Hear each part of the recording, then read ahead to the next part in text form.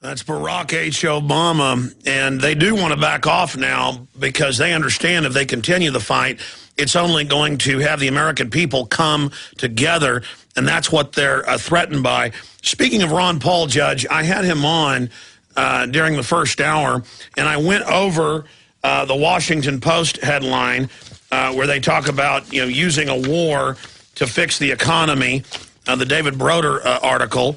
I went over the Rand Corporation 2 years ago, our article at prisonplanet.com, talking about how they need a larger war so that the dollar stays strong and so that countries basically go along with the formation of this corporate world government. And Ron Paul agreed with me. He said that certainly we have to look at the military-industrial complex staging this provocation. Not that North Korea is good. They're probably the most evil country on earth, this hereditary dictatorship. But going into their waters, engaging in a naval exercise, firing artillery near their shore, when the North had warned them, that's clearly a provocation. What's your take on this? My take on it is that all presidents love war, except if Ron Paul became president, because they know that war is the health of the state.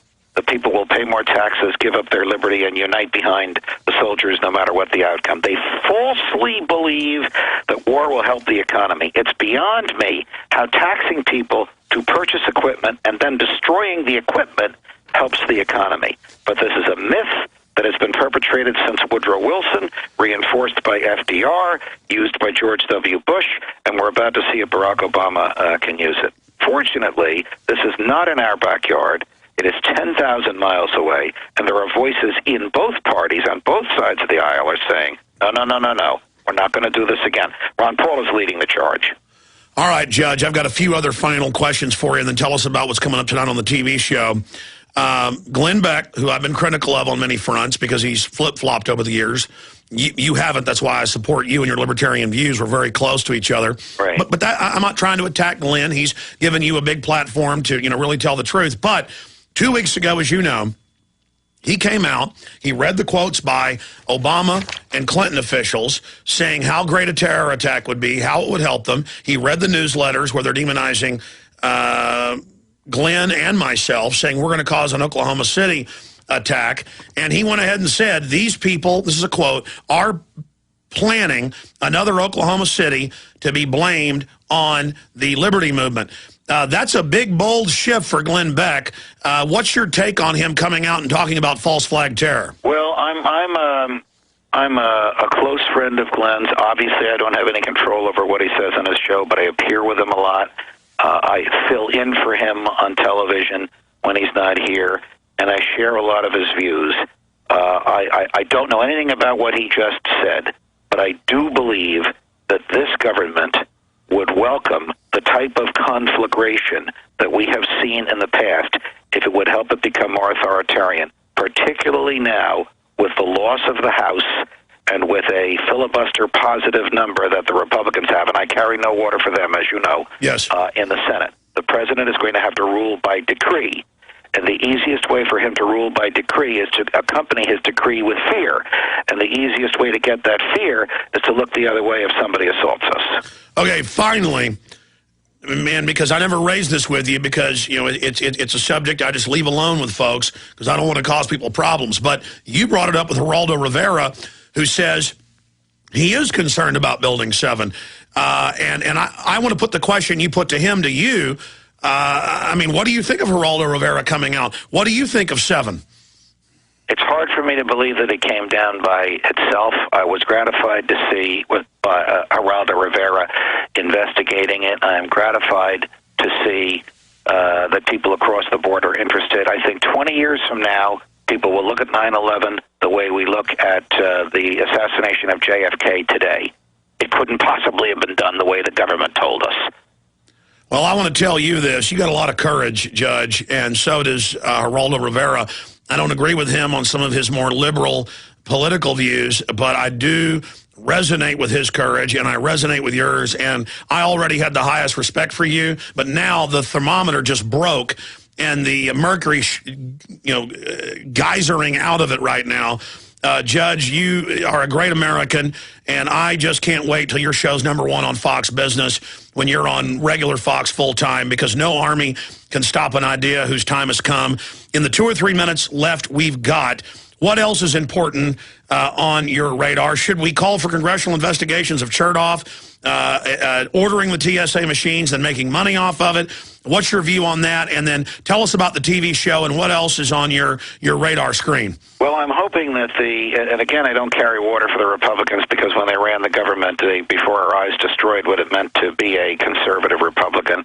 And I yearn for those views of Barry Goldwater, which were rejected by the Republicans of the Bush years. However, having divided government, as we now do, with the Republicans controlling one House of Congress and the Democrats controlling the other in the White House, will permit investigations, and investigations do induce transparency and do require more debate. But here's an interesting proposal that I'm discussing tonight on Freedom Watch, 8 o'clock Eastern on the Fox Business Network. Professor Randy Barnett, good friend of mine, good, strong libertarian, and William Howell, the Speaker of the House of Delegates of the state of Virginia, proposing a repeal amendment to the United States Constitution. This would permit the state legislatures of 2/3 of the states to invalidate any federal law or regulation they wanted. How about that for a check on a runaway Congress? Now, this is not going to pass overnight.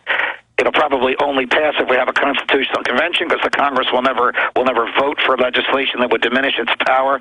But think of the freedom we have in the land if there were no unfunded mandates, if the states could thumb their noses at the feds, and if the feds couldn't enact legislation unless 2/3 of the states went along with it. That's my bag this week. Aside from the TSA, I'm trying to invite Cousin Janet over to Thanksgiving dinner so I can give her a piece of my mind. What's Corsi covering tonight? Of course, he's making the argument about Chertoff, that this is crypto capitalism trying to make money, that the government spent $1 billion on these things, that they're not effective, that they don't work, that they harm us, that they bought the wrong equipment, and they did it because Mike Chertoff advised them to do so. But isn't this the classic corruption where the general orders the missile system that doesn't work, Yes. and then retires in 2 years and becomes the CEO of the missile company? Exactly. It's almost literally what happened. I say this as someone that has known Mike. I've invited him on my show. I welcome him to express his views. But he's at the bottom of the hole trying to dig himself out, because it looks very bad. It looks like he concocted the need for this and then decided to go work for the people that sell it, and he's not willing to acknowledge that he sold the wrong piece of equipment at the cost of billions. Well, I've got all these video clips of him a year ago admitting he's making money. Now they put out a press release that was in the Hill saying he's made no money. I mean, boy, he's going to get in a lot of trouble doing that type of crab walk, Judge. Here's the question, Alex. He's a Republican. Will Darrell Issa and the chief interrogators of the Republican House summon one of their own? Be interesting to see what they do. Well, that's like Obama covering for Bush and then Bush covering for Clinton. This circle of corruption seems to never end. But you do agree that the acceleration of awakening of true libertarian populism is on fire? Absolutely. And it wasn't 10 or even 5 years ago. All right. Today it is. In closing, you got to go, Judge, getting ready for your own TV show tonight. Tell us about your current book, the new book coming out in the new year, and one more plug for the TV show. In April, my next book is coming out called It Is Dangerous to Be Right When the Government is Wrong, The Case for Personal Freedom. Tells you all the freedoms you have, where they came from, what the government has done to take them away, and how you can fight back. And Freedom Watch is 7 nights a week, 8 p.m., Fox Business Network. Alex, I can't thank you enough for this megaphone. All right, I'm going to call you. Happy Thanksgiving to you, my friend. You too, my friend. I'll talk to you in about 45 minutes. Give you a quick call after the show. God bless. All right, there goes Judge Andrew Napolitano. And again, the fact that Fox is giving him a bigger megaphone shows they can't stop the times. They were buggy whip salesmen, but the automobile has come along. Nobody's riding horses anymore, so they're bringing an automobile out for the public. I mean, he talks about government staging crises. He says investigate Building 7.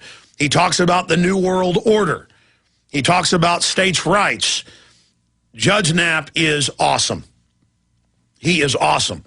I disagree with him a little bit on the Arizona law because I don't believe it's unconstitutional, but I understand the danger of profiling. So I agree with him partially on that. I'm not totally sure on that law. We're still gauging it. But other than that, I agree with him almost 100%. And he's just a wonderful guy. And think, Geraldo Rivera, now Judge Knapp, are talking about Building 7 and not believing it fell on its own from some small fires. Do you realize the heresy they are committing against Neo-Condom, the kingdom of Neocon, fear-mongering and false flag terror? I mean, he's certainly sticking his toe in the water. When they locked up Galileo for saying that the Earth was not the center of the universe, he then agreed to say he was wrong, but before he died, he said, well, actually, they do move, though. The planets do move, and the moons of Jupiter are moving, and so it's, they're kind of creeping up and saying, well, it does move. We're talking about physics here, and so who knows if they'll be persecuted. I'm sure all the George Soros publications by tomorrow will be Judge Knapp, now 9/11 truther. And, we've already seen the Rand Paul interview we just put on prisonplanet.tv. They're like, extremism. He says that Obama could become like Hitler. Well, what he said is this government's going in the direction of power grabs like Hitler, just like Naomi Wolf said. Oh, but when you're talking about the right wing going in a Hitlerian direction, that's okay. Just don't talk about the left wing. There is no left wing. There is no right wing. It's a corporate wing. Visit Infowars.com and PrisonPlanet.com. When you're on the site, you can also tune in 24 hours a day to my daily radio broadcast. There's also a free iPhone app to listen to the syndicated radio show when and where you want.